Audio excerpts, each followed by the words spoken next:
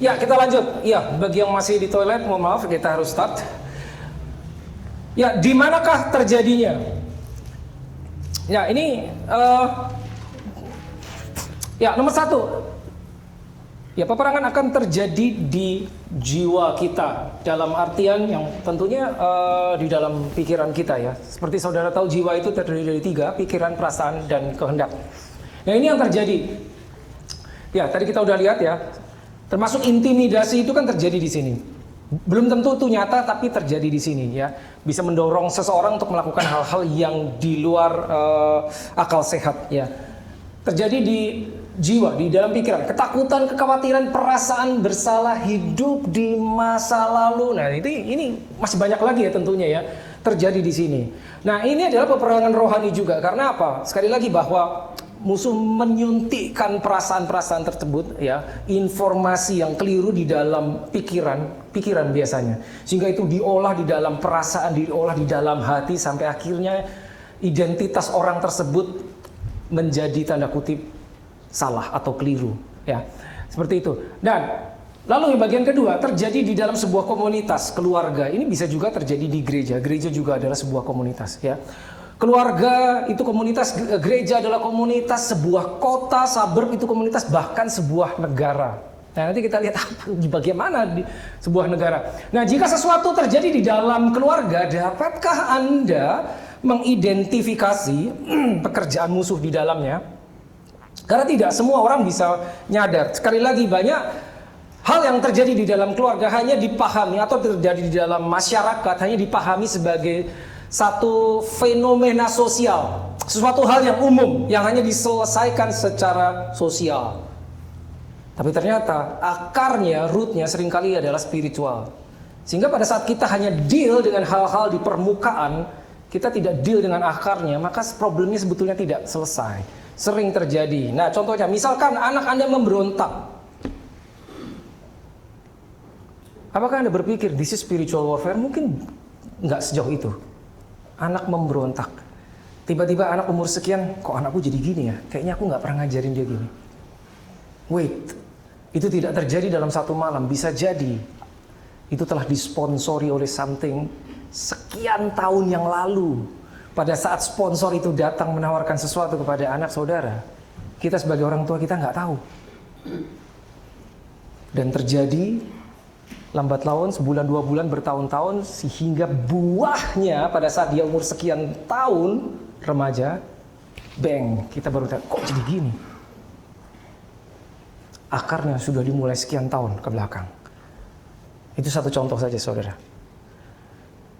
Jika ada penyakit yang sama di dalam keluarga selama beberapa waktu, setiap tahun, anakku masuk rumah sakit. Setiap sekian bulan kok ada yang sakit. Oh, lagi musim sakit. No, belum tentu, saudara. Bukan gitu. Bisa jadi sponsornya adalah gelap, sesuatu di dalam alam roh yang kita nggak tahu. That is not normal. The problem is, pada saat kita menganggap itu hal yang wajar, maka kita hanya akan dealing dengan yang di permukaan, buahnya, tapi kita tidak masuk ke akarnya. Penyakit yang sama berulang. Tahun ini ada yang sakit, tahun depan sakit lagi, tahun berikutnya begitu lagi. No, that's not normal. It can be spiritual. Bisa spiritual. Tapi ketidakpahaman, kekurangan informasi dan knowledge menyebabkan ya itu normal biasanya. Enggak, saudara. Bagaimana kita mencegahnya? Bisa dicegah? Bisa. Tentunya bukan secara fisik ya, mencegahnya juga secara spirit. Nanti kita akan belajar di session berikutnya. Kita akan belajar tentang apa senjata yang dipakai lawan, senjata kita bagaimana, dan seterusnya. Ini contoh aja. Wilayah, terjadi di wilayah atau teritori. Saudara masuki sebuah wilayah, ya, ini contohnya. Budaya modern, tradisi atau gaya hidup yang tidak sesuai dengan Alkitab, atau hukum pemerintahan yang berlaku di satu daerah, ya, yang tidak sesuai dengan Alkitab, tapi dianggap sebagai sesuatu yang lumrah, sehingga masyarakat di daerah tersebut mengakuinya dan ia hidup di dalamnya. Contohnya perkawinan sesama jenis, marak sekali, ya, dan seterusnya, hal-hal yang serupa dengan itu, ya, that's not normal. Tapi hanya dipandang sebagai penyimpangan sosial. Enggak, sponsornya spirit. Penyelesaiannya harus spirit. Gimana caranya? Oke, nanti itu di session-session berikutnya. Tapi pertama kita harus mengidentifikasi hal tersebut dan kita punya discernment, punya kemampuan, oh this is not normal. Ini bukan sebagai masalah sosial aja, ini masalah spirit. Baru kita bisa deal sama rootnya. Tapi kalau itu aja, identifikasi aja kita tidak tahu, maka ya akan seperti itu bergenerasi-generasi. Dan jangan salah, anak cucu kita nanti harus berhadapan dengan itu. Ingat itu. Itu yang bahaya. Nah, yang terjadi di teritori itu bisa berlangsung puluhan tahun sebelumnya. Baru terlihat hasilnya sekian puluh tahun ke depan. Ya, next slide please. Ini saya harus cepat, jadi sesi 2 lebih panjang ya. Positioning. Nah, positioning itu penting banget. Bagaimana kita memposisikan diri kita di dalam peperangan rohani. Sekali lagi, musuh sudah kalah dan kedudukan kita lebih tinggi dari musuh. Ya, tadi saya sudah sampaikan kita berjuang bukan untuk cari menang, tapi dari kemenangan. Masalahnya kita nyadar apa enggak? Satu, kita tahu apa enggak? Yang kedua, kita sadar apa enggak? Sadar apa enggak itu awareness, consciousness. Kita tahu itu informasi. Sadar apa tidak itu berurusan sama understanding. Sadar itu maksudnya gini, 7 hari engkau berjalan dimanapun engkau sadar posisimu di atas. Bukan cuma kalau hari Minggu di gereja diingetin baru nyadar, oh iya ya. Enggak, sadar terus. Meskipun kau berjalan sendiri, enggak ada yang mengingatkan, kau tahu. Nah, untuk urusan sadar apa enggak, itu hanya bisa jika kita tahu di mana alamatnya di sini. Karena kita bicara iman, kita bukan cuma mengklaim sesuatu, kata orang, tidak. Begitu kita tahu ada di situ, di mana alamatnya, maka itu akan powerful. Nah, Roma 8:37 ini terkenal, ya. Kita lebih dari pemenang, semua sudah pernah dengar. Dan Yakobus 4 ayat 7, ini akan kita ulang-ulang hari ini.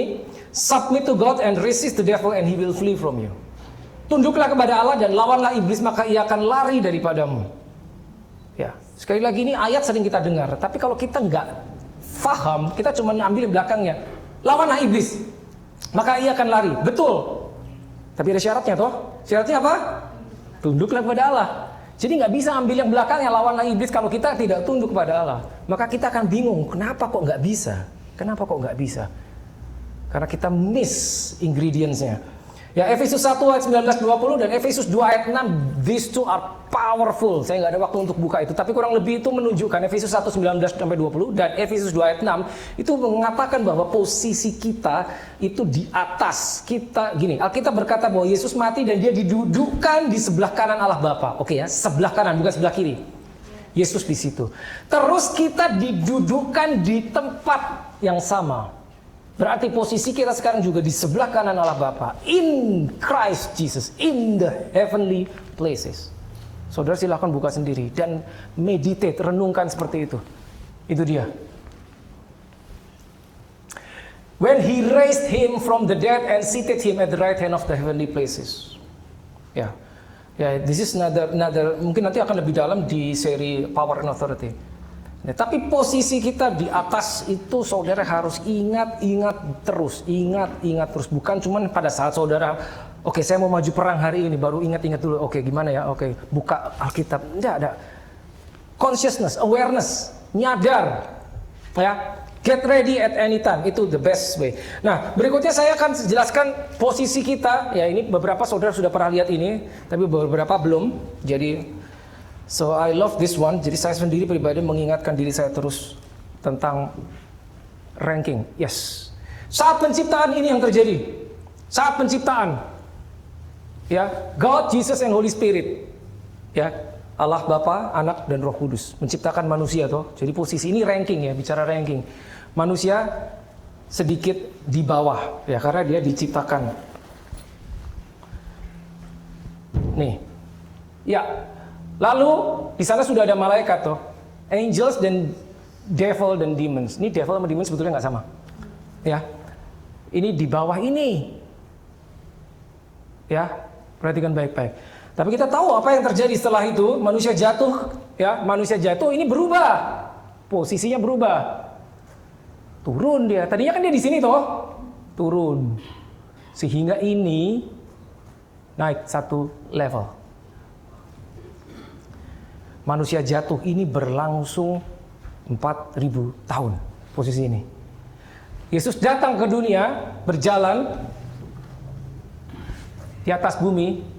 Tadi kan di atas God, Jesus, the Son, Holy Spirit. Dia harus turun menjadi manusia, jadi dia turun ke yang paling bawah. Seakan-akan di Alkitab bahkan dibilang membuatnya sedikit lebih rendah, dikatakan begitu di Alkitab ya. Saudara boleh buka di Psalm chapter 8, di situ ada ya. Malaikat ini, jadi dia menyamakan dirinya sebagai manusia yang jatuh dosa dan posisinya di bawah seperti ini. Ini saat ministry Yesus di bumi dan dia menyelesaikan sesuatu. Watch this, disalib berubah. Coba boleh mundur lagi sedikit ya. Mundur satu tadi, yang tadi Pak. Ini ya, lihat. Ini Yesus melayani di bumi. Begitu dia naik salib, perhatikan yang berubah apa? Lihat. Ya. Yesusnya balik kan ke atas kan?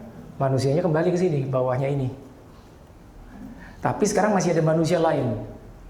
Unbelievers. Man, angels and devil, demons. Nah, setelah Pentakosta, coba mundur satu lagi. Satu lagi, ya. Ini masih ada natural man, manusia yang belum menerima Holy Spirit, maka dia tetap di bawahnya ini.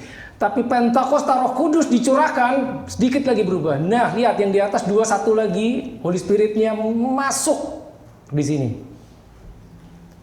Pertanyaannya, saudara di mana posisinya? Yang ini harusnya saudara. Harusnya yang ini.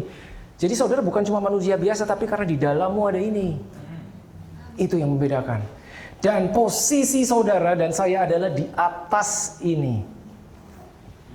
Oleh karena itu, karena ranking kita lebih tinggi, kita bisa berkata kepada yang ini. Gitu loh. Gitu. Kenapa? Karena ini sekarang dimasukkan ke dalam sini. Holy Spirit ini dimasukkan ke dalam sini. Bukan cuma ditemenin, enggak, di dalam. Di dalamnya. Ya, di dalamnya. Itu yang membedakan. Ya, seperti itu. Oke, masuk session selanjutnya. Nah, ini dia. Session 2 ini sebetulnya. Nah, mengapa kita perlu tahu tentang musuh kita? Nah, kita akan sedikit membahas tentang seperti apa musuh kita, apa yang dia lakukan, senjatanya seperti apa, taktiknya, dan seterusnya yang berkaitan sama the enemy.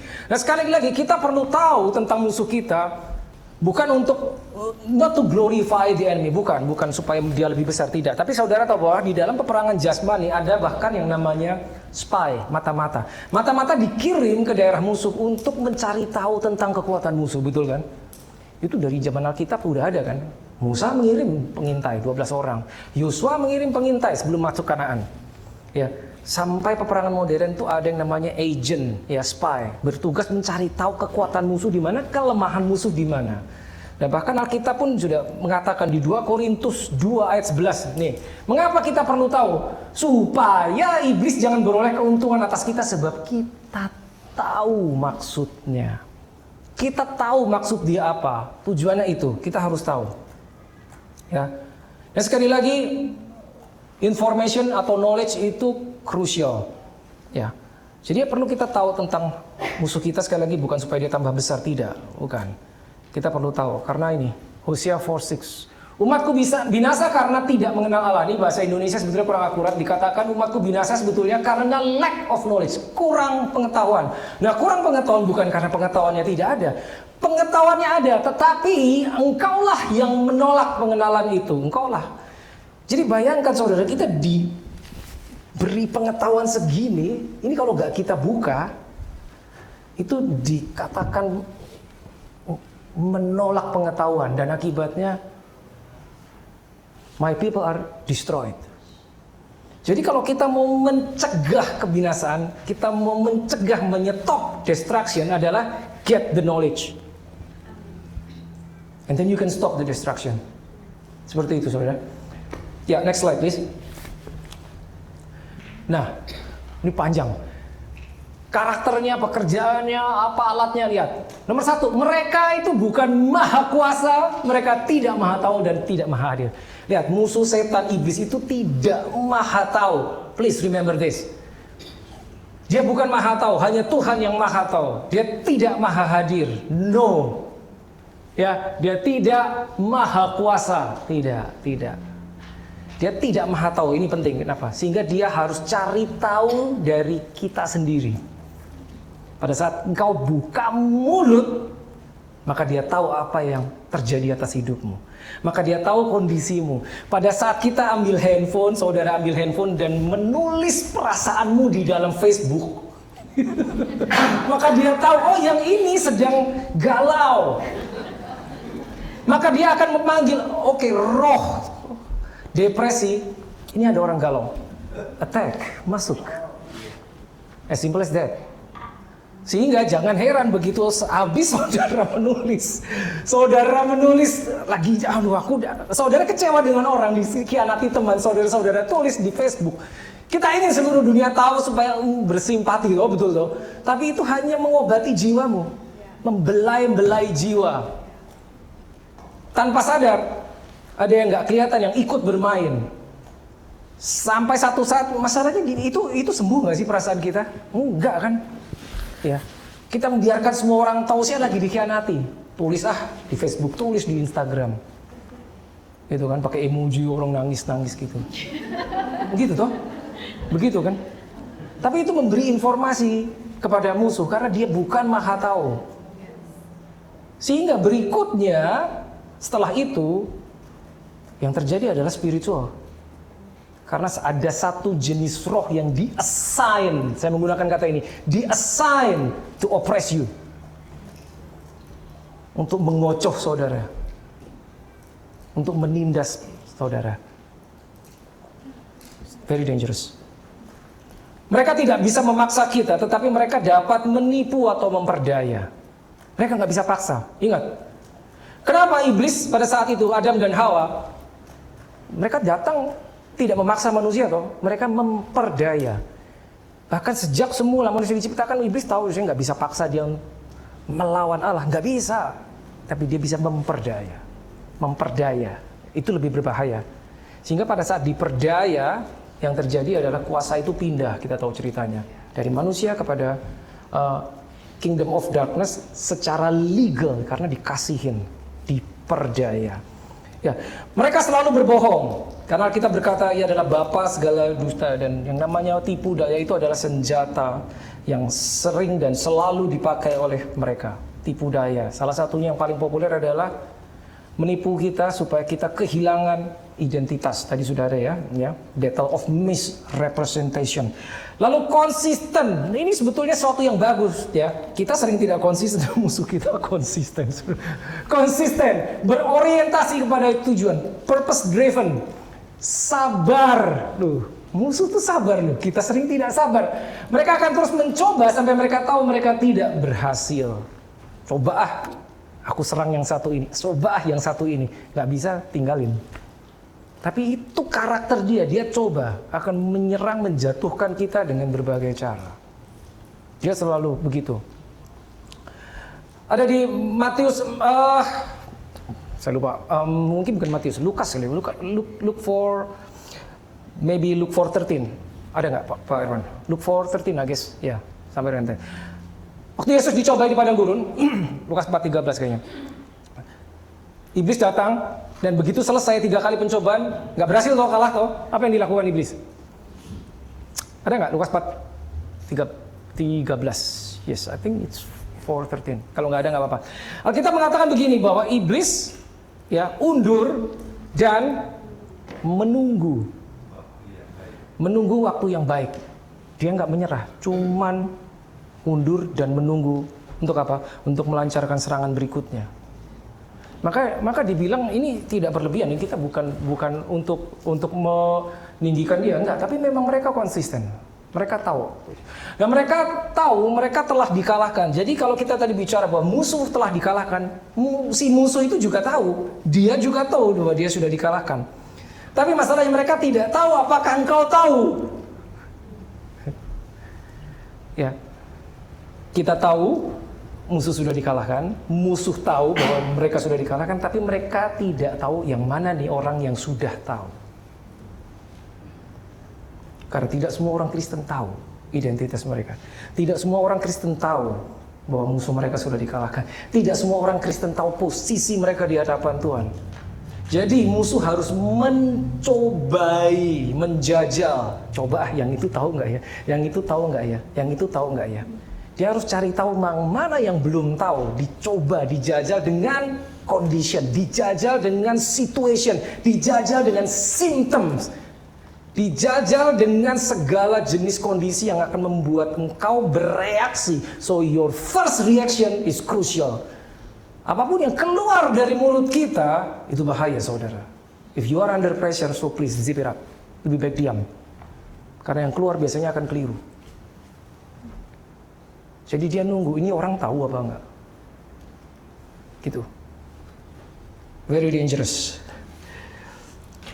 Musuh memiliki kerajaan, seperti kita tahu ya. Ya, pada saat iblis datang kepada Yesus, dia bilang, ya, semua ini akan kuberikan kepadamu. Ya, karena itu telah diberikan kepadaku. The kingdom. Jadi yang namanya the kingdom itu ada dua, the kingdom of God and the kingdom of darkness. Dan itu benar. Makanya dia bisa tawarin sama Yesus. Ya, itu menunjukkan bahwa dia benar-benar punya itu. Oke, next slide please. Mereka adalah makhluk legalistik. Sangat paham hukum yang berlaku di alam semesta, di alam spiritual. Jika A maka B. Apa yang kau tabur akan kau tuai. Mereka tahu persis itu. So the enemy is a lawyer. Maaf kalau ada yang lawyer. Enggak, tapi dia tahu legalistic being. Sehingga pada saat manusia pertama Adam dan Hawa jatuh, Tuhan kan ngomong kan sama manusia, sama si Adam, semua buah boleh kau makan kecuali yang satu itu, ya, buah dari pohon itu, pengetahuan yang baik dan jahat, jangan kau makan, karena dibilang gini kan, hari kau memakannya, ya, you shall surely die. Iblis tahu itu. Sehingga pada saat dia datang, ya, dia cuma datang supaya manusia melanggar Tuhannya. Dia tidak datang untuk membawa manusia ikut dia. Dia tahu dia nggak bisa itu. Dia buat supaya manusia melanggar Tuhannya.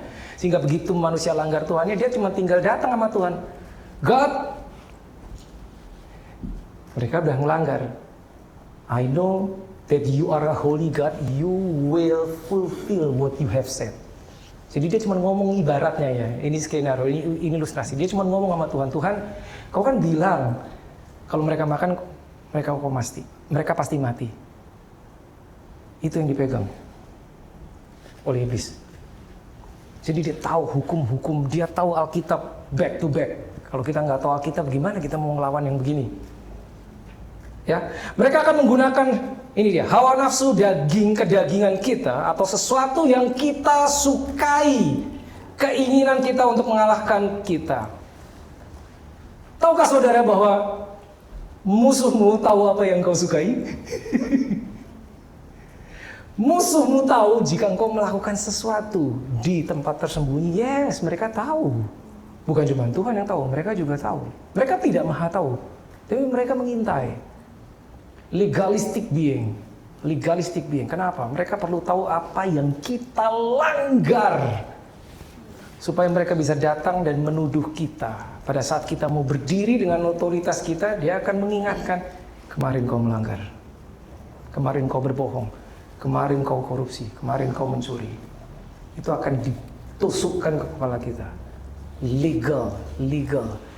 Dia akan menuduh kita, you cannot use the name of God. Engkau nggak bisa menggunakan nama Yesus karena engkau berdosa. Dia akan ngomong gitu. Legalistic being. Dicari-cari kesalahanmu oleh dia. Ya. Yohanes 14 ayat 30 kalau ada. Yohanes 14 ayat 30. Ada satu ayat di Alkitab yang menarik. Yohanes 14 ayat 30. Yesus berkata di hadapan murid-muridnya. Berkata begini. The prince of this world come to me and they find nothing. Jadi ibaratnya apa? Musuh iblis itu datang kepada aku. Ini Yesus yang ngomong. Tapi mereka tidak menemukan apapun di dalam diriku. Nah ini nih. Oh tapi ini bahasa Indonesia. Beda. Isinya beda. Ya, sorry. No 31. 30. Yohanes 14. Bukan 12. 14. John 14, I guess 30. 30, I guess around 30. Ya, intinya begitu. Yesus bilang, ya musuh itu, penguasa dunia itu datang kepadaku, but they found nothing. Nah ini dia, ada. Oh 13. No, not this one. That's okay, gak apa-apa, don't worry about it. Ya, they found nothing maksudnya apa? Maksudnya bahkan selama Yesus menjalani ministrinya di bumi, dia kan sebagai manusia. Itu si iblis nungguin, ini kapan jatuhnya nih seseorang yang namanya Yesus. Ingat ya, Yesus itu Jesus is the Son of God. Nih. And had nothing. Diincar, kapan melanggar nih? Kapan dia berdosa? Kapan dia berdosa? Tapi sayangnya yang satu itu yang namanya Yesus, all his desires were dead. Gak ada. Mau ditawarin apapun gak bisa. Maka dia bilang ini, mereka tidak menemukan apapun di dalam diriku untuk dituduhkan kepadaku. Ya itu, taktik itu akan ditujukan kepada kita, saudara. Itu akan ditujukan kepada kita. Dituduh. Makanya disebut the accuser of the brethren. Ya, dia menuduh. Dia akan selalu. Ya, lalu mereka akan mencari sesuatu yang kita sukai tadi ya, menggunakan itu sebagai senjata.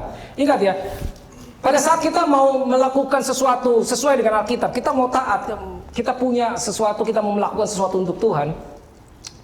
Ada yang namanya distraction. Distraction itu dia mengalihkan kita. Caranya dia mengalihkan, dia nggak paksa. Enggak. Caranya begini. Dia akan membawa option. Option ini populer. Option, pilihan. Dia akan memberikan pilihan kepada kita yang ini juga bagus. Sehingga kita mulai kompromi. Oke, saya tahu ini dari Tuhan, tapi itu kayaknya bagus juga. Cobain deh.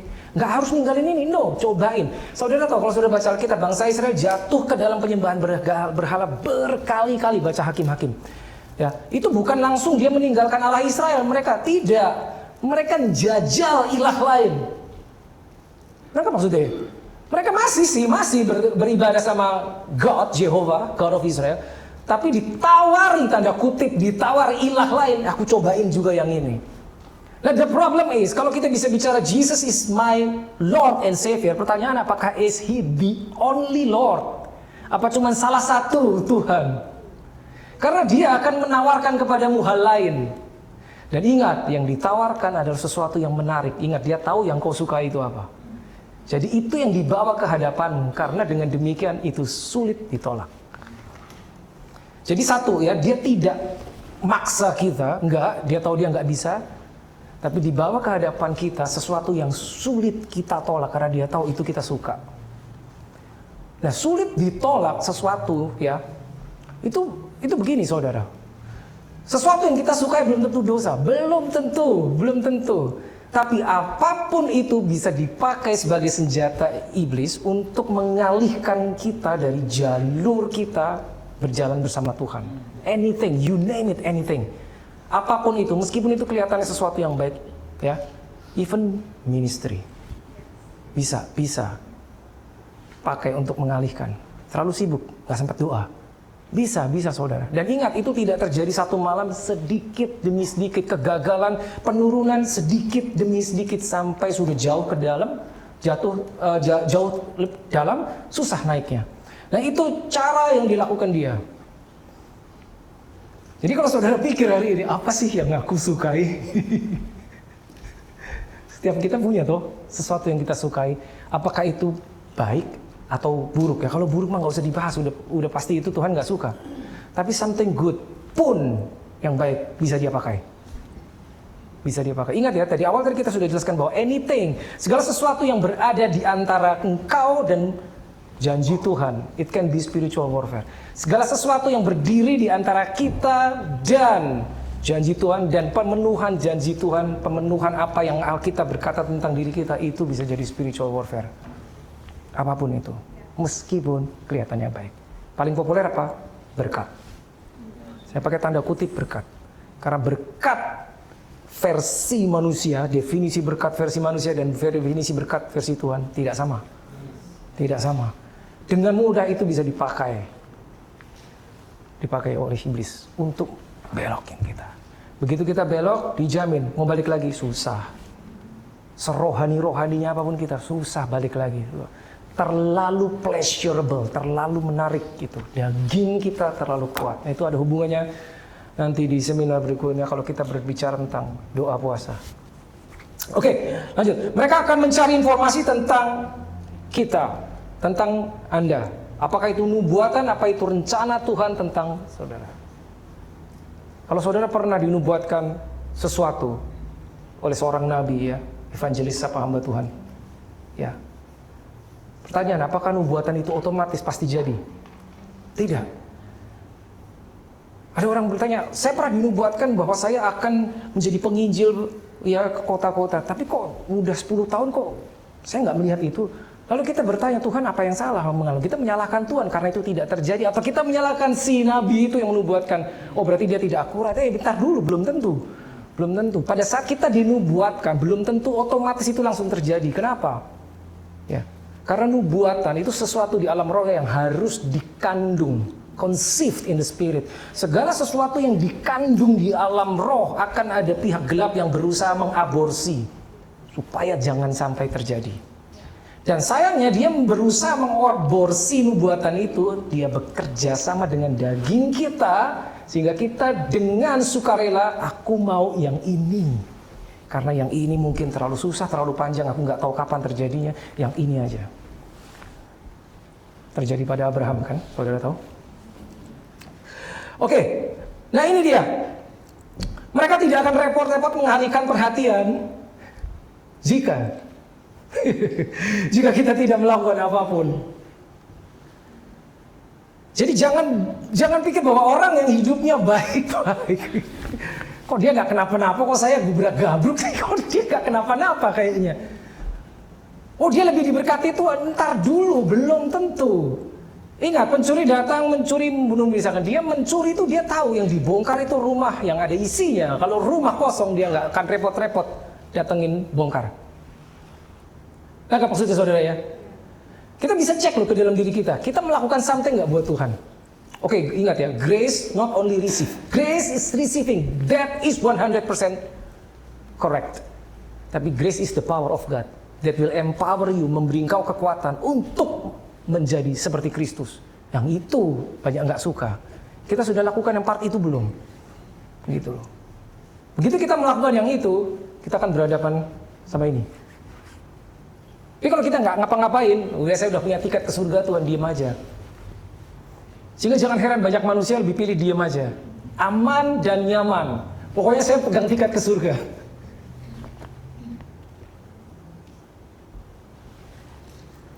Nanti setiap kita berhadapan sama Yesus masing-masing dan ditanya, no, I'm not going there. Oke, next please. Ya, mengidentifikasi pekerjaan musuh. Nah ini dia. Ya, tadi sedikit kita sudah singgung. Jika sesuatu terjadi di dalam keluarga sebagai contoh, dapatkah Anda mengidentifikasi pekerjaan musuh? Misalnya anak-anak memberontak, penyakit yang sama terjadi dalam keluarga selama beberapa waktu, itu tidak normal dan akarnya bisa jadi spiritual. Kenapa? Salah satu contohnya indikasinya pemberontakan adalah karakter iblis. Ya, pemberontak, dia memberontak toh. Kita tahu ceritanya sebelum dia menjadi iblis ya, dia adalah Lucifer, salah satu malaikat. Tapi akhirnya karena dia memberontak lalu dia dibuang. Jadi sifat itu, kalau saudara mendeteksi sifat itu in your family, ya bisa jadi itu ada sponsornya. Jadi begini saudara, tadi seperti kita udah bahas sedikit, sesuatu yang terlihat hal buruk, kejatuhan atau apapun, it's the fruit, itu adalah buah. Buah tidak akan jadi buah jika dia tidak ada akar. Betul kan? Ya. Nah, pada saat itu berakar, itu tidak pernah terlihat karena akar selalu di bawah tanah. Ya. Dari akar, dari benih ya, akar sampai berbuah itu kan perlu waktu. Perlu waktu. Nah, seringkali ini pada saat benih kejahatan itu yang ditaburkan, katakanlah di dalam keluarga kita, itu ditaburkan dan mulai berakar, kita nggak sadar, kita nggak tahu. Kita tahu pada saat sudah berbuah. Apakah itu penyakit di dalam keluarga, pemberontakan, perpecahan, perceraian, dan seterusnya. Itu kita lihat itu sudah buahnya. Dan kita hanya dealing sama yang di permukaan. Tanpa mencabut akarnya, percuma saudara. Kita harus mau masuk ke dalam dan mencabut akarnya. Akarnya nggak kelihatan, akarnya spiritual. Dan ingat, itu perlu waktu, sehingga itu tidak terjadi satu malam. Tidak. Nah pertanyaannya, pada saat akar itu benih ditabur, berakar sampai berbuah, katakanlah 2, 3, 4 tahun, 5 tahun, kita ngapain aja? Meleng, saudara. Meleng. To be honest, kita sering meleng. Kita sering meleng karena apa? Kita nggak punya informasi, kita nggak punya knowledge, kita tidak tahu bagaimana berhadapan dengan hal tersebut. Kita hanya bisa berhadapan dengan sesuatu yang bisa kita terima dengan akal pikiran sehat kita.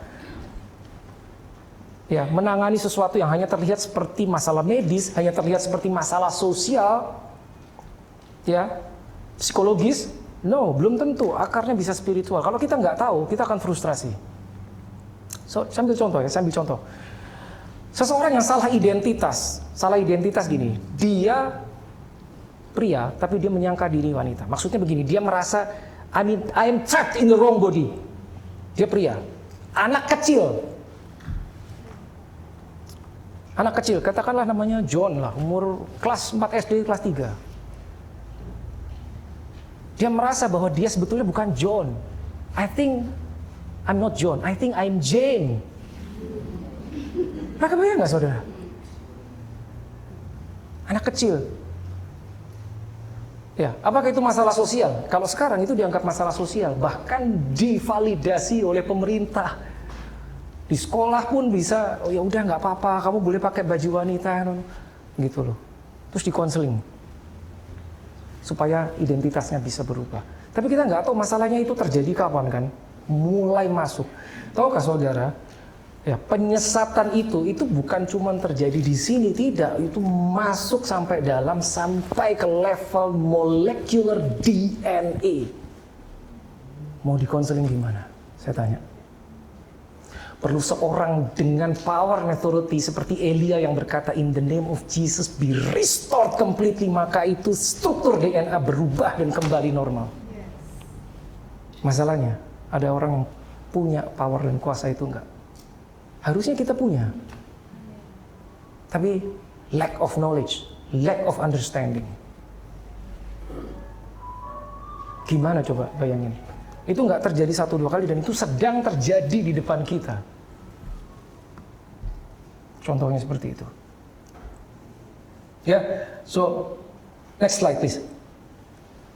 Jadi ingat baik saudara bahwa apa yang terjadi secara natural belum tentu itu adalah problem natural, bisa jadi akarnya spiritual. Nah, alat yang dipakai oleh musuh, now this is also important. Nah, musuh bisa menggunakan manusia di sekeliling kita sebagai alat mereka. Apakah itu pasangan kita, suami istri? Yes, bisa. Apakah anak-anak kita? Yes, bisa. Untuk mengopres kita, untuk menyerang kita. Yang namanya roh kendali adalah sangat berbahaya. Saudara punya anak kecil misalkan. Anak kecilmu tantrum. Wah, nangis, kejang-kejang, minta sesuatu. Capek dah orang tuanya, udahlah kasih aja. Kasih iPad lah. Kasih iPad, kasih handphone, sebentar diem. Begitu lagi kasih, begitu kasih. Saya tanya, sampai kapan? You are losing your authority in God as parents. Sorry, saya harus sampaikan.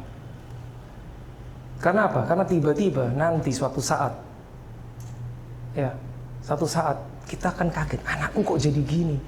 Itu karena pada saat berakar kita biarkan, bahkan diakomodasi. Controlling spirit, spirit yang mengendalikan.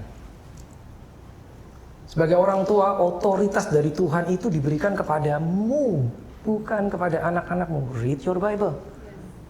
Diberikan kepadamu. Pendidikan Barat mungkin dengan hikmat manusia, mereka membuat harusnya begini, tapi mari kita kembali kepada pendidikan ilahi, saudara. Pada saat orang tua sudah kehilangan otoritas, you're in trouble. Saudara mengalami, saudara nyadar apa enggak, saudara suka apa enggak, you are in trouble. Kalau saudara tidak punya otoritas atas orang tua, atas anak, maaf. Ya, itu penting banget. Controlling spirit itu disponsori oleh gelap. Ya, itu akan mengecoh, menggigitmu, mengopresmu. Saudara pernah tahu bahwa pernah nggak saudara ada yang mengalami gini? Rasanya kok segala sesuatu di sekeliling saya keliru semua. Everything that could go wrong went wrong. Pernah? Atau ada orang yang pernah cerita itu sama saudara? Rasanya ini salah, ini salah. Ya, bisa jadi itu adalah pekerjaan musuh untuk menekanmu, ya, sehingga lelah kita secara mental lelah, and then the real attack akan datang kemudian. Kita sudah lelah, Ini keliru, yang keliru yang di sekeliling loh, yang di sekeliling kita, pekerjaankah? Dan seterusnya. Be aware. Makanya kita perlu tahu, kita perlu punya knowledge, kita perlu discernment in the spirit. Kita tahu, oh no, this is spiritual. And then you have to take the stand nanti sesi berikutnya. Gimana caranya kita take the stand? Gimana caranya kita ambil alih? Karena kita bicara peperangan rohani bukan pada saat musuh datang dan kita bertahan. Tidak cuma itu. Bagaimana kita set perimeter supaya siapapun yang datang nggak bisa masuk. Ngerti ya? Pencuri datang untuk mencuri, membunuh, dan membinasakan. Tapi kan kita nggak nunggu dia datang toh. Justru yang kita lakukan, makanya segini. Kenapa saudara kunci pintu saudara kalau malam? Common sense toh, supaya nggak dimasukin orang. Seperti itulah pencegahan. Kunci dulu. Nah, bagaimana di alam roh? Apakah kita melakukan sesuatu supaya pada saat pencuri itu keluyuran, dia lihat yang rumah ini nggak bisa, go to the next house. Yang ini nggak bisa, oh yang itu bisa. Seperti itu, analoginya seperti itu saudara. Apa yang kita lakukan, apa telah kita lakukan, apa jangan-jangan kita belum melakukan sesuatu. Now this is serious loh saudara, serius. Perlu understanding, perlu pemahaman, perlu knowledge. Ya, controlling spirit. Anak-anak bisa. Suami istri bisa saudara. Tiba-tiba saudara dinubuatkan. Sang suami dinubuatkan. Kau akan begini-begini dipakai Tuhan luar biasa. Katakanlah yang datang malaikat lah udah. Akurat nubuatannya. Istrinya nggak mendukung. Istrinya nggak mendukung. Bisa memperlambat. Gitu. Suami masuk ministry, istri nggak mendukung. Bisa. Istri masuk ministry, suami nggak mendukung. Bisa. Sangat bisa. Jadi meskipun suami istri itu udah yang paling dekat ya. Kalau kita tidak waspada, apa yang di dalam diri kita itu bisa dipakai oleh si jahat. Oke, kita lihat. Efesus 4 ayat 27. Dan janganlah beri kesempatan kepada iblis. Ayatnya berkata jangan beri kesempatan. Berarti apa? Berarti kita bisa memberi kesempatan. Nah, pada saat kita memberi kesempatan, belum tentu kita sadar bahwa kita telah memberi kesempatan.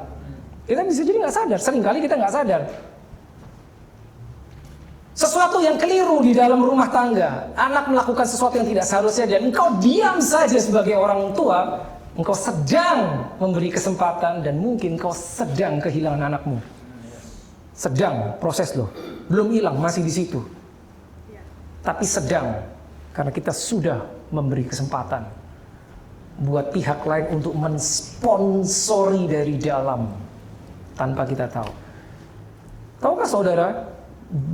Di jam-jam tertentu apa yang anak saudara lihat di handphone, di iPad anak saudara? Kan kita nggak tahu toh. Di sekolah mereka diajarin apa sama gurunya juga kita nggak tahu. Lalu bagaimana kita menjaga mereka? Kalau kita tidak percaya dengan hal-hal spiritual, nggak bisa. Kita cuma bisa mudah-mudahan. Mudah-mudahan tuh kalau zaman dulu. Mudah-mudahan kamu nanti gede jadi anak baik. Mudah-mudahan. Mudah-mudahan has no power. No. Gak ada, mudah-mudahan itu has no power. Mudah-mudahan only 50-50. Gak ada kuasanya kata mudah-mudahan itu. No. Unless you stand your ground in the name of Jesus dan kau set perimeter. You create the future of your family, you create the future of your children. That is power. Gitu loh. Bukan mudah-mudahan. Roma 6 ayat 13. Dan janganlah, sekali lagi, jangan kamu menyerahkan anggota tubuhmu kepada dosa untuk dipakai sebagai senjata kelaliman. Dipakai sebagai senjata kelaliman. Berarti yang memakai siapa? Musuh. Yang menyerahkan kita. Janganlah kamu menyerahkan anggota tubuhmu. Stay clean and be clean. Stay clean and be clean. Kita berhadapan dengan legalistic being. Dia akan cari tahu di mana engkau telah melanggar. Dia akan cari, dia akan bongkar hidupmu dan cari tahu engkau melanggar apa kemarin, engkau melanggar apa minggu lalu. Stay clean and be clean. Jangan ambil risiko, saudara. Kita sebagai manusia kita bisa kepleset, bisa jatuh, yes bisa. Tapi begitu kita jatuh, bereskan. Get back to God. Get alone with God, bereskan. Sehingga pada saat ada tuduhan, kita bisa bilang, no, I'm righteous. Begitu, saudara. Ya. So please get the knowledge, get the understanding. Next ini, please. Next slide, please. Ya, ini dia. Bagaimana kita stand correctly? Oke, nanti ini saya jelaskan di session berikutnya. Tapi intinya begini. Prevention selalu bisa dilakukan. Bukan hanya kita memerangi, tapi kita mencegah. Mencegah hanya bisa dilakukan jika kita punya knowledge. Jika kita punya pengetahuan, maka kita bisa mencegah. Kalau enggak, kita enggak tahu bahwa itu bisa berbahaya. Nangkep maksudnya ya, saudara? Ya, mencegah. Seperti saudara mungkin berolahraga supaya saudara punya daya tahan yang kuat mencegah penyakit. Seperti itu. Ya, itu hanya bisa dilakukan jika kita punya knowledge-nya. Ya, ini nanti di session berikutnya saja. Oh ya, next slide please. Now this is very important. Apakah Tuhan mengizinkannya? Jawabannya no, tidak. Ya. Satu pertanyaan populer saudara semua pernah dengar. Kenapa jika Tuhan baik, dia menciptakan iblis, menciptakan setan? Ya jawabannya setan waktu diciptakan, setan juga bukan jahat. Gitu loh. Saudara tahu itu. Kenapa Tuhan menciptakannya? Karena dia pencipta. Apakah Tuhan mengizinkan? Tidak. Jadi begini saudara. Kita seringkali menggunakan istilah Tuhan mengizinkan sehingga ini terjadi.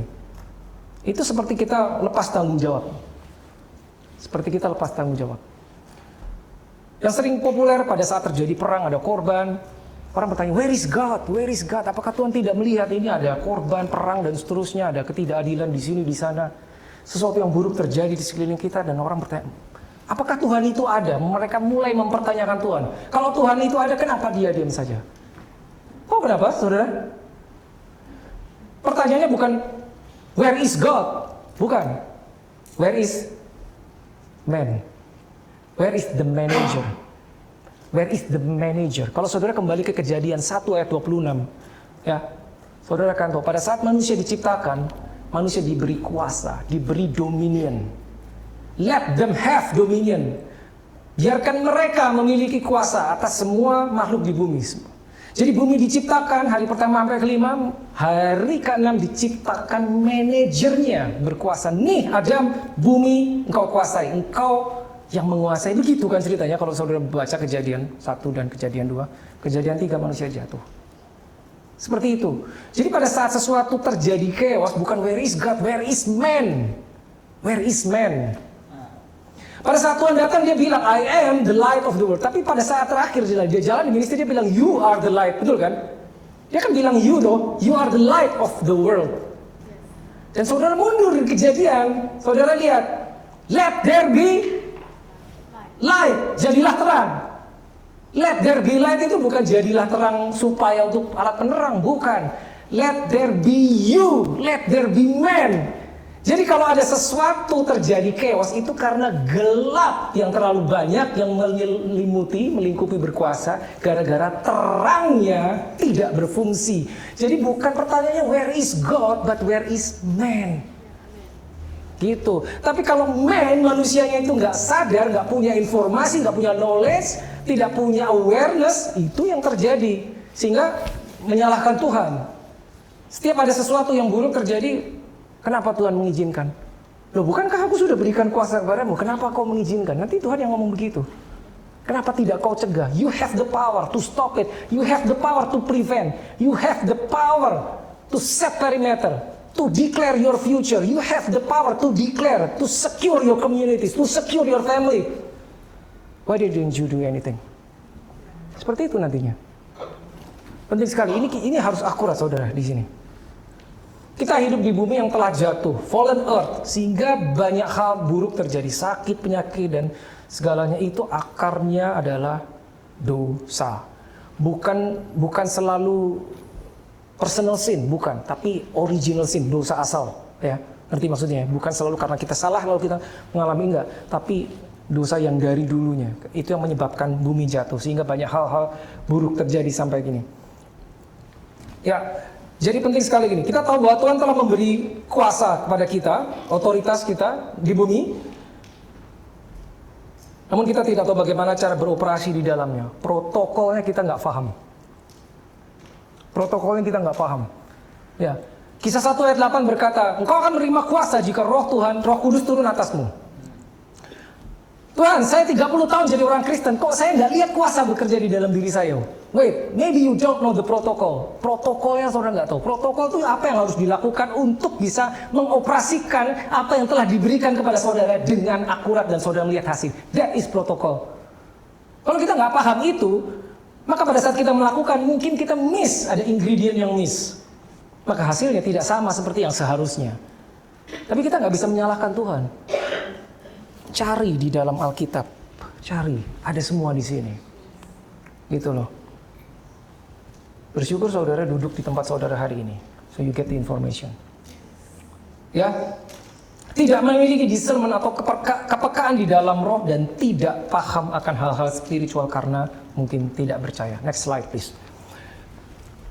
Ya, the weapon. Next slide. Ini sebetulnya sudah session 3 tapi nggak apa-apa. Yes. Sekali lagi peperangan bukan hanya bicara tentang bertahan ya atau pasif, tetapi juga menyerang atau aktif. Nah begini saudara. Nah pada saat kita bicara tentang peperangan rohani, banyak orang yang tanda kutip takut. Takut jago nggak ada apa? How much time left? Jam berapa? Sampai jam 12 ya? Sampai jam 12. Oke. Banyak orang berkata begini, aduh gimana nanti kalau ada serangan balik? Saudara pasti pernah dengar itu kan? Serangan balik. Itu populer. Sehingga banyak orang juga berpendapat gini, jangan khawatir serangan balik itu tidak akan ada. Saya tanya saudara, ada nggak serangan balik? Ada. Dua pihak yang berperang, ya kita kembali ke ilustrasi yang pertama. Dua negara yang berperang, itu mereka saling melemparkan peluru atau roket atau apa, betul kan? Saling itu berarti yang ini juga, yang ini juga. Ya. Jadi serangan balik itu memang ada. Masalahnya cuma apa yang kita lakukan sehingga itu tidak bisa mengenai kita. Saudara pasti tahu teknologi Iron Dome yang Israel punya. Ya. Tetap diserang, tapi nggak kena. Kenapa? Karena ada dome-nya, ada shield-nya, ada perisainya. Gitu. Serangan tetap ada. Jadi istilah serangan balik itu ada, tapi bukan sesuatu yang harus ditakuti. Kenapa? Ingat, nomor 1 jangan takut. Yang kedua, ya, makanya sebetulnya tadi ayat-ayat yang tadi kita mesti buka. Nanti kalau ada waktu kita buka ya. Bentar. Ya. Bagaimana apa yang harus kita lakukan supaya itu tidak mengenai kita? Nah itu paling penting. Serangan balik itu tetap ada. Nah tapi ada satu hal yang menarik begini saudara. Kalau kita tahu akan ada serangan balik itu bahwa gini, menimbulkan ketakutan karena kita takut.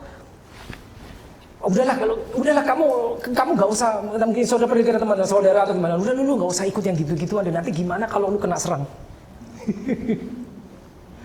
Ngerti nggak maksudnya? Ya, itu banyak terjadi. Itu beneran. Tapi ini begini, saudara jangan takut. Kenapa?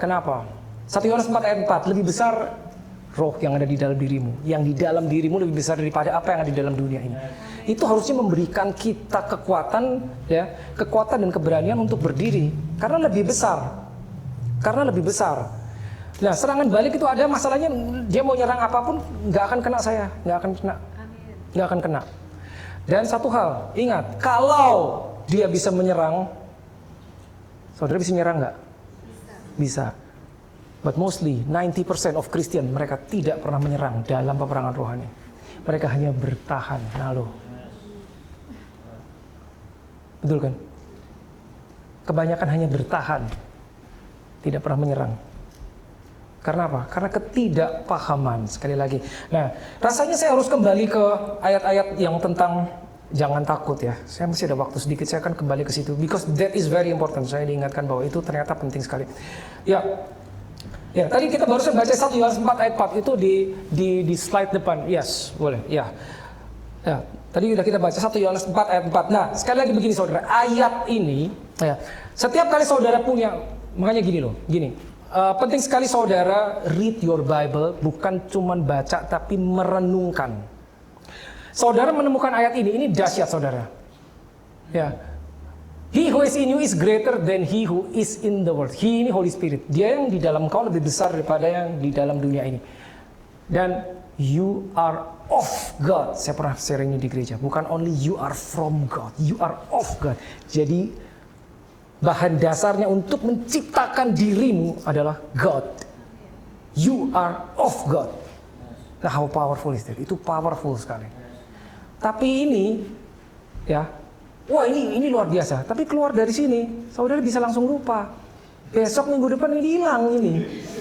Serius beneran, lu kenapa bisa gitu?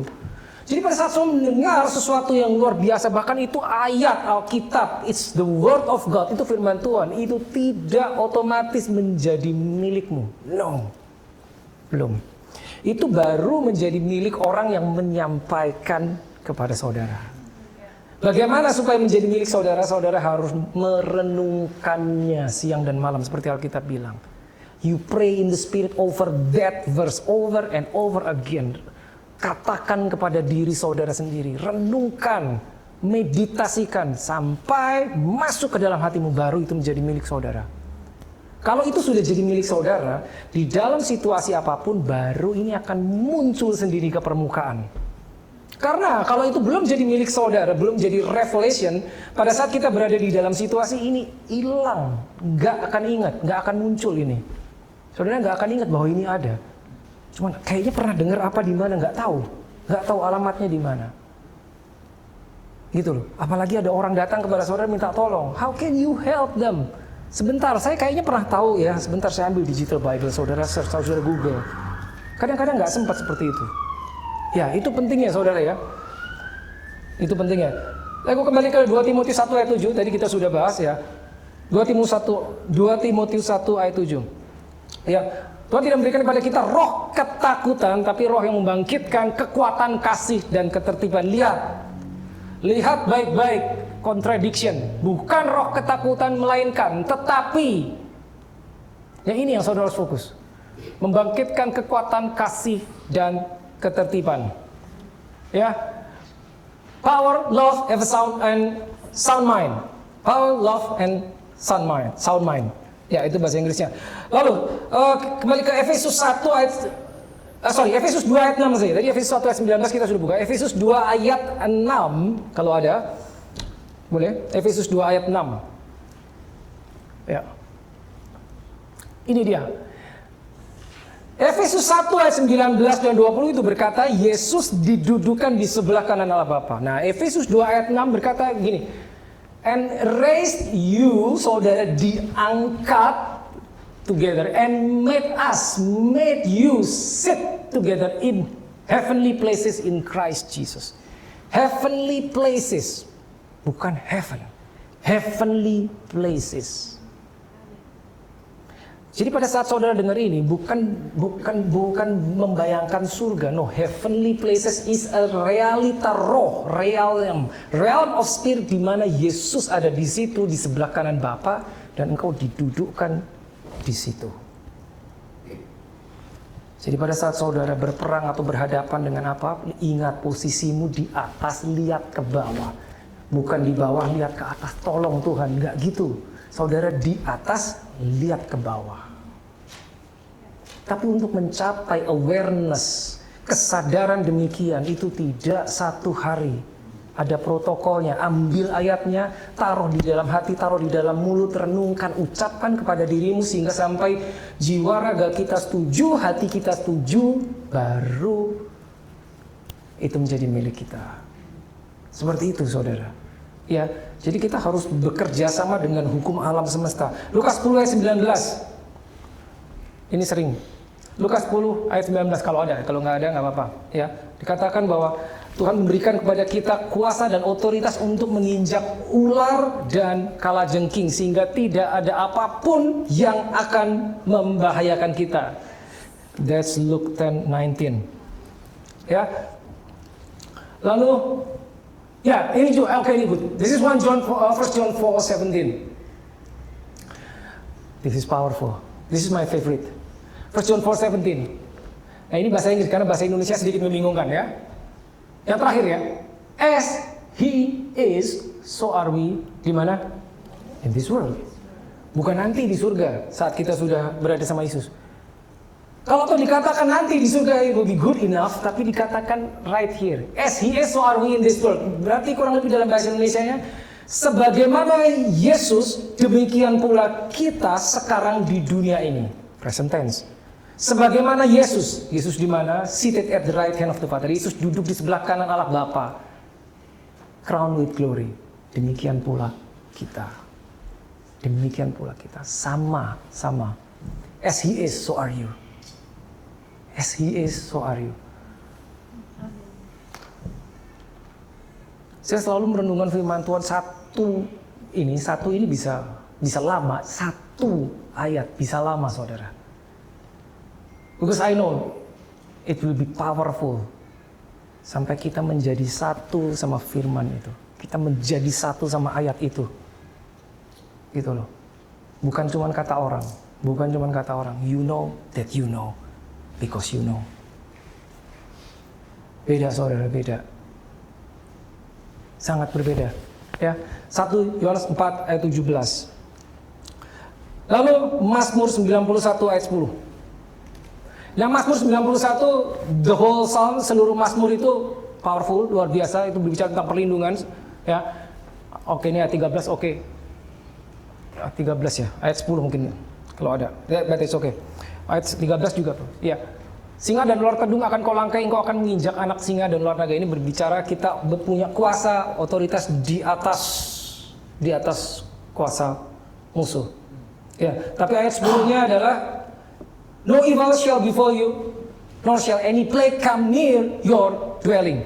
Tulah tidak akan mendekat kepada kemahmu. Tulah tidak akan mendekat kepada kemahmu. Ya. Isn't that powerful? Ya, renungkan, bawa ke dalam hidup kita. Nah ini dia.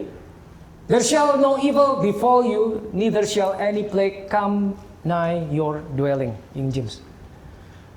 Tidak bisa masuk ke dalam kemahmu. Tidak bisa. Janji Tuhan. Berarti apa? Kemah itu bicara rumah ya.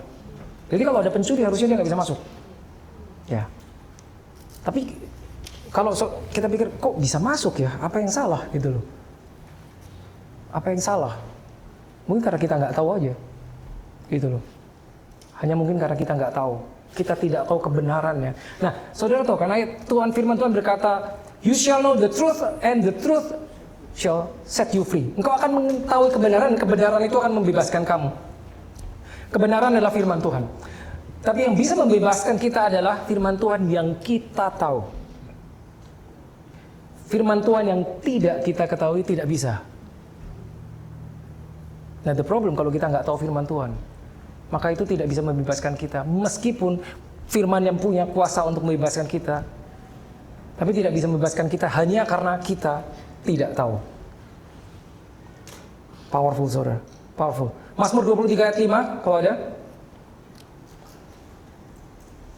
Mazmur 23 ayat 5. Ya, ini dia. Oke. Engkau menyediakan hidangan bagiku di hadapan lawanku. Engkau mengurapi kepalaku dengan minyak. What is this? Engkau mengurapi kepalaku dengan minyak. Pialaku penuh melimpah. Engkau mengurapi kepalaku dengan minyak. Kalau kita baca gitu aja mungkin kita nggak dapat something. Engkau mengurapi kepalaku dengan minyak. Kalau saudara baca di Perjanjian Lama itu bicara apa? Anointing. Anointing. Pada saat saudara menerima urapan, ya, menerima anointing, at that moment you are empowered. Saudara menerima kuasa. So anointing is powerful. Kalau kita tahu, kalau saudara tahu. Engkau mengurapi kepalaku dengan minyak. Itu anointing. There will be power. That anointing will protect you from evil. Akibatnya adalah pialaku penuh melimpah. Gitu. Setiap kali saudara baca di Perjanjian Lama, seorang raja itu naik tahta harus selalu melalui anointing. Daud, Salomo, bahkan Saul, seorang Saul sekalipun dia harus diurapi dulu baru dia di-empowered. Dan ingat pada saat you are anointed, you are appointed, bukan cuman dituangin minyak, tapi engkau dipilih ya, untuk tujuan Tuhan. Itu anointing. Ya, itu konsep itu masih berlaku sampai sekarang. Konsep itu masih berlaku sampai sekarang. Jadi ini luar biasa. Sekali lagi ya, kalau kita tahu anointing ya, tentang anointing ini masih berlaku sampai sekarang.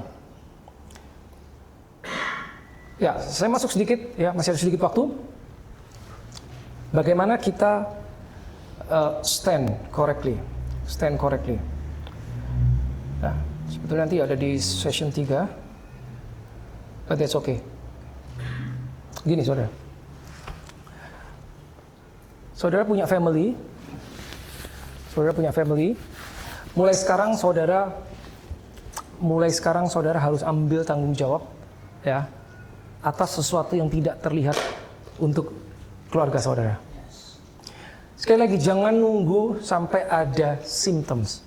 Jangan nunggu sampai yang jahat itu lewat, sampai yang penjahat, pencuri, ya, musuh itu datang. Jangan menunggu. Aktif, berperan aktif. Kita aktif. Set perimeter itu sebetulnya istilah militer. Set perimeter. Makanya memang banyak kesamaan dengan peperangan jasmani. Ya, di dalam peperangan jasmani ada yang namanya set boundaries, set perimeter. Saudara, rumah saudara itu teritori saudara. Itu otoritas saudara. Rumah saudara. Ya, otoritas saudara. Saudara harus set perimeter in the spirit. Saudara ingat cerita pada saat bangsa Israel tulah ke-10 ya, sebelum dibawa keluar. Ya. Mereka disuruh Tuhan melalui Musa untuk mengolesi darah toh, ya, di ambang pintu. Itulah yang dimaksud set perimeter. Itu untuk menandai ini teritoriku. Segala yang di luar Tuhan, bahkan death, kita tahu ceritanya, kematian pun tidak bisa masuk. Nah, it is so powerful. Ilustrasinya begini, ya, siapapun yang ada di dalam rumah itu tidak akan disentuh oleh kematian. Kan malam itu anak sulung mati semua toh. Nah, tapi ceritanya adalah mereka yang ada di dalam rumah yang ada tanda darahnya itu akan hidup. Jadi misalkan tiba-tiba ada anak Mesir yang malam itu nginep di situ, meskipun dia sulung, dia nggak akan mati. Meskipun dia sulung, meskipun dia orang Mesir. Segitu powerfulnya. Kenapa? Karena dia berada di dalam boundaries. Dia ada di dalam teritori yang marked, ditandai oleh darah Yesus. Bayangkan, seperti itu. Nah, saudara harus lakukan itu buat rumah saudara, teritori saudara. Saudara harus berdiri, tidak boleh ada yang bukan dari Tuhan. Tidak boleh ada unrighteousness, tidak boleh ada sakit penyakit masuk di dalam teritoriku, masuk ke dalam pintuku, gak boleh. Itu harus ada orang yang berani berdiri gitu. Tapi kita melakukan itu karena kita tahu it's in the Bible ada konsepnya ada. Jadi kita bukan ngarang-ngarang, tidak saudara. Kalau kita cuma ngarang-ngarang sendiri itu lain cerita. Enggak, itu memang ada. Nah, itulah namanya set boundaries. Set boundaries. Ya, ingat loh, satu negeri, ya, satu malam, berapa banyak kematian? Mesir, anak sulung mati semua. Anak sulung mati semua. Kematian datang malam itu, tapi tidak bisa masuk rumah yang ada tandanya. Nah, bayangkan, itu kan dikasih tahu melalui Musa. Nah, bagaimana ceritanya kalau Musa pada saat dia memberitahu kepada orang Israel, itu kan orang Israel banyak, jumlahnya bisa 2,5 juta orang. Ngasih taunya gimana? Pernah kepikir gak? Musa harus kasih tahu, semua orang Israel panggil, ini nanti pokoknya nanti malam jangan lupa pintumu kasih darah ya. Jangan lupa, kalau tidak ada tanda darahnya, pasti akan ada kematian. Gimana ngasih tahu 2,5 juta orang? Ada yang miss? Nggak tahu. Mungkin ada, mungkin nggak tahu. Nggak ada. Alkitab tidak menjelaskan. Tapi intinya apa? Informasi itu penting banget. Gitu. Mungkin dikumpulkan para kepala keluarga, dikumpulkan setiap suku dikumpulkan. Gitu. Pada saat dikumpulkan ada satu orang nggak datang. Dan tiba-tiba malam itu ada kematian di rumah dia. Yang salah bukan Musanya, yang salah yang nggak datang. Sorry, udah dipanggil, kamu nggak datang. Ada informasinya, diberikan informasinya. But you miss the information. Yang salah bukan Tuhannya. Yang salah yang miss the information. Seperti itu. Yang itu penting sekali saudara. Set your boundaries, set your territories. Pertanyaan, bagaimana kita melakukannya? Bagaimana kita melakukan? Kan kita tidak secara literal kita mengolesi darah atau sekarang. Use your mouth, use your faith. Sesuatu yang saudara punya di dalam hati, saudara mengerti, saudara pahami, taruh di mulut saudara, declare and decree. Not only confess. Confession is good. Confession of faith is good. But confession confession pengakuan iman itu adalah lebih ke untuk kita. Confess apa yang saudara percaya. I confess. Aku mengaku begini. But declaration atau decree atau deklarasi itu buat semua yang ada di sekelilingmu, yang kelihatan maupun yang tidak kelihatan. Jadi itu harus dikeluarkan lewat mulut. Dalam nama Yesus tidak boleh ada roh apapun masuk ke dalam areaku. Do it like that. In the name of Jesus. Tidak ada. Ada tanda darah di rumahku. Ada tanda darah di teritoriku. Ada tanda darah di halamanku. Setiap pintu, depan, belakang, jendela. Tidak ada yang bisa masuk. Any kind of unrighteousness. Segala sesuatu yang berkaitan dengan unrighteousness tidak boleh masuk. Pada saat anak saudara mau berangkat pergi, tumpangkan tangan dan katakan, deklarasikan, not only confess for you, deklarasikan kuasa Tuhan ada padamu. Engkau akan menjadi anak yang baik, Roh Kudusmu memberi terang di dalam hatimu. Ada perlindungan bahkan dimanapun kau berada, bahkan yang melindungi pikiranmu. Sehingga engkau tidak akan dirasuk oleh ilah zaman ini. Lakukan, tumpang tangan kepada anak saudara. Saya setiap hari 365 kali dalam setahun selalu every single day saya tumpang tangan pada istri saya. Kadang-kadang dia lagi tidur, dia nggak tahu.